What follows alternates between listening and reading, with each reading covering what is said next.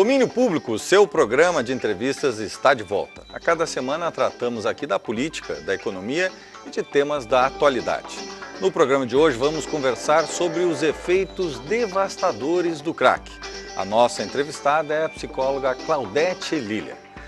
Domínio Público, um programa a serviço da cidadania.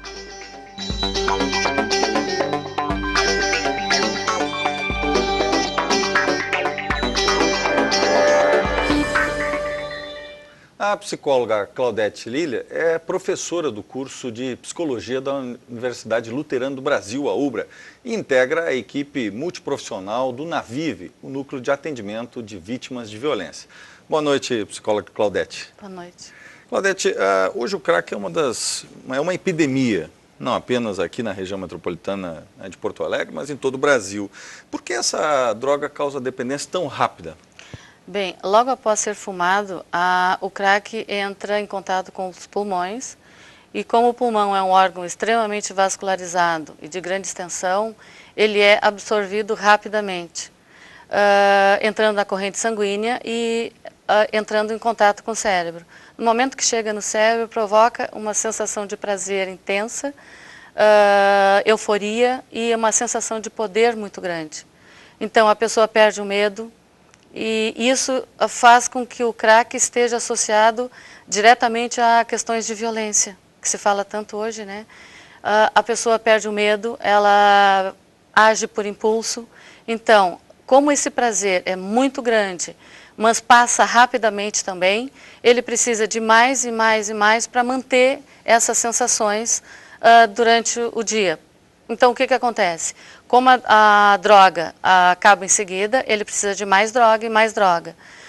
No momento que ele não tem dinheiro para comprar mais droga, ele é capaz de vender as coisas de dentro de casa, a própria roupa, é capaz de assaltar.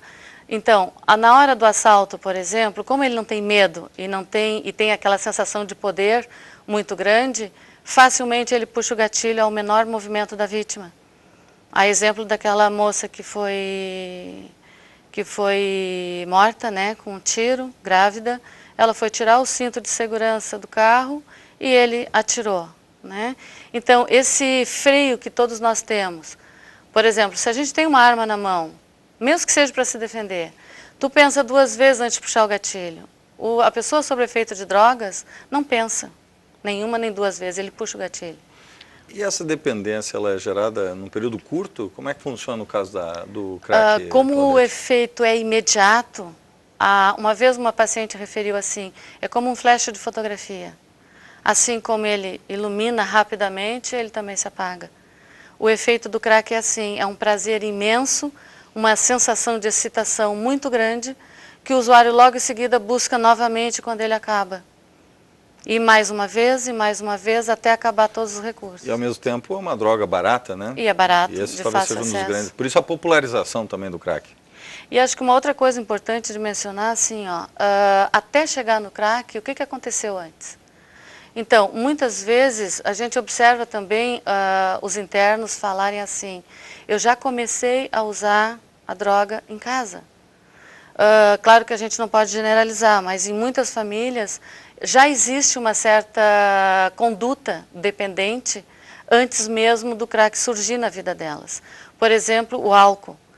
Inicia-se em casa com fumo e álcool, logo em seguida a criança já convive com isso em casa, né? E logo em seguida passa para outras drogas mais potentes, porque o efeito das anteriores já não satisfaz mais. E assim vai passando de droga em droga até chegar no crack. Essas drogas mais, chamadas até algumas lícitas, elas são a porta de entrada para o... A porta de entrada. Então, muitas vezes o jovem começa a usar substâncias, as mais variadas, na família. Então a família já, muitas vezes, é doente antes. Ele já vai convivendo com isso, já vai aprendendo a lidar com essas questões em casa. Não vamos generalizar, repito, porque muitas vezes também acontece na turma de adolescentes, né, que um oferece para o outro, também acontece assim.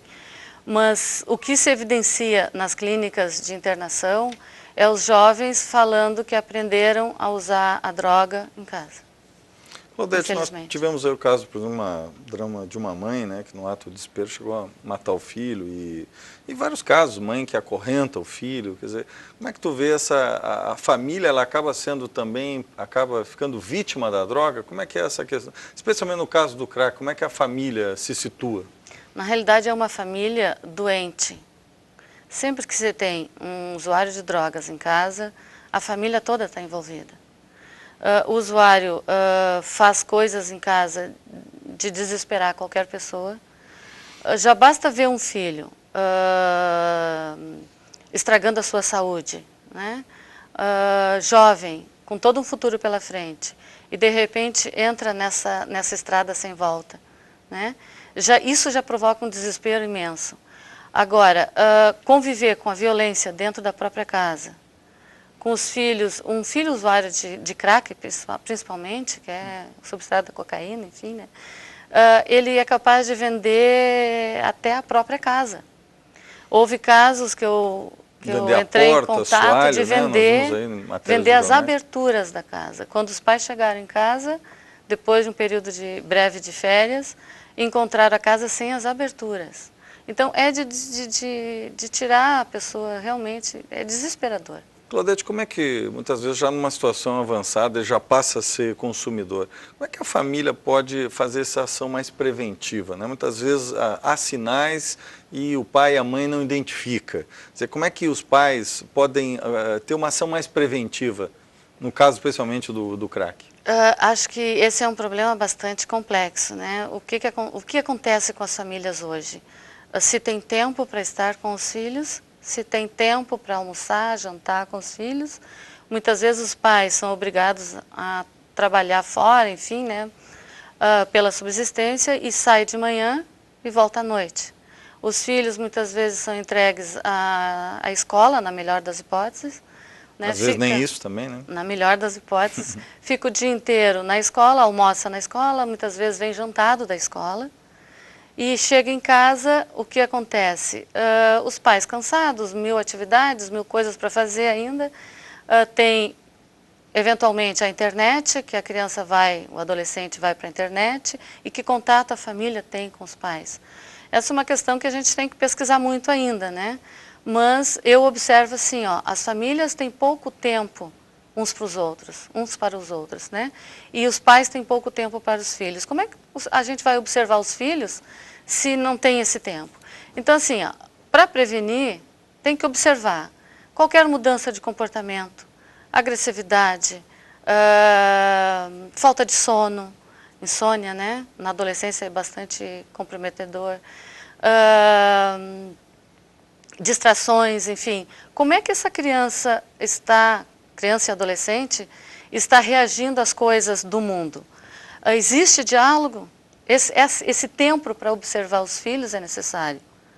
Então, qualquer mudança de comportamento é necessário buscar ajuda terapêutica, buscar um psicólogo, um psiquiatra, enfim. Até chegar no crack tem um tempo.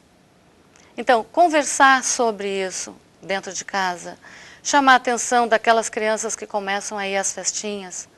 Adolescentes de 14, 12, 13, 14 anos já vão a festas, né? Qual é a orientação que a gente dá? A conversa, ao diálogo. Mas é precoce falar sobre droga agora, tem só 12 anos. Não é precoce, porque na escola oferece. Se tu conversar com uma criança de 12 anos, um adolescente, né?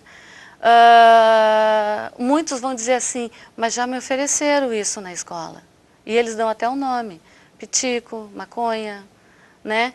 Começa sendo oferecido na porta da escola, né? Daqui a pouco a coisa vai avançando, avançando, a criança percebe que o pai bebe, que em casa também tem alguma forma de adição e vai evoluindo, evoluindo. Os pais têm que se antenar para isso antes e perceber essas coisas antes e conversar com os filhos. E não se tem tempo para isso. Nós vivemos uma sociedade da pressa, que tudo tem que correr rápido, a internet é rápida, é uma janela para o mundo, né? Vivemos numa época também que não há lugar para frustração. Então, uma época do ter e não do ser, né? Que se fala tanto. Então, se eu tenho, por exemplo, né, um celular...